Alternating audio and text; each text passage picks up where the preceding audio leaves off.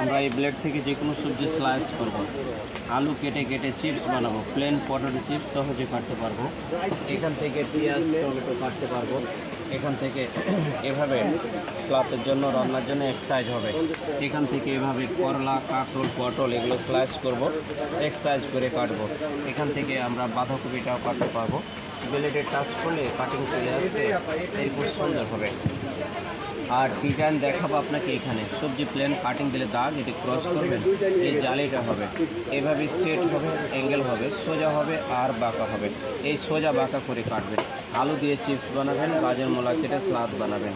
আর ভাজি করলে আপা বারবার এটা সোজা হবে, বারবার স্ট্রেট হবে। আলু ভাজি হবে, মূলা হবে, গাজরে হবে, মিষ্টি কুমড়া হবে। এই যে সহজে ভাজি করবেন আর ডিজাইনটা সোজা বাঁকা হবে। আর ভাজিগুলি হবে স্ট্রেট সোজা সোজা। এখান থেকে ছোলাতেও পারবেন, এই যে পাশ থেকে ছোলাবেন এটি প্লেন হবে, এ পাশ থেকে ছোলাবেন কাঁটা চামচের মতো। সবজিটাকে টেনে টেনে চারো পাঁচটাকে এভাবে ছোলায় নেবেন।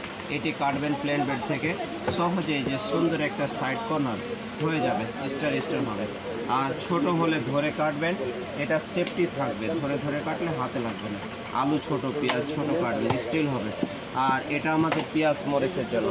আলু পেয়ারা অ্যাপেল এটা রেখে যদি পাঞ্চ করেন এটি পিস করতে পারবেন। আর কুচি কুচির জন্য এগুলো পরিমাণে নিয়ে নেবেন। আস্ত আনাম দিয়ে উপর থেকে এভাবে ছেড়ে ছেড়ে মারবেন। আদা কুচি, পেঁয়াজ কুচি, মরিচ কুচি, ধনিয়া হবে, পুদিনা হবে, লেটুস পাতা কুচি কুচি গুঁড়া গুঁড়া হয়ে যাবে। রান্নার কাজে স্লাতের কাজে আপনার সময় লাগবে। এটা সিঙ্গেল হবে 300, সিঙ্গেল 500 800, কিন্তু আমরা এই ব্লেড থেকে যে কোনো সবজি স্লাইস করব।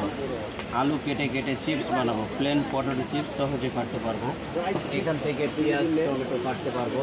এখান থেকে এভাবে স্লাপের জন্য রান্নার জন্য এক্সারসাইজ হবে। এখান থেকে এভাবে করলা কাঁকরোল পটল এগুলো স্লাইস করব, এক্সারসাইজ করে কাটবো। এখান থেকে আমরা বাঁধাকপিটাও কাটতে পারবো। ব্লেডে টাচ করলে কাটিং চলে আসবে, এরকম সুন্দর হবে। আর ডিজাইন দেখাবো আপনাকে। এখানে সবজি প্লেন কাটিং দিলে দাগ এটি ক্রস করবেন, এই জালিটা হবে এভাবে স্ট্রেট হবে, অ্যাঙ্গেল হবে, সোজা হবে আর বাঁকা হবে। এই সোজা বাঁকা করে কাটবেন।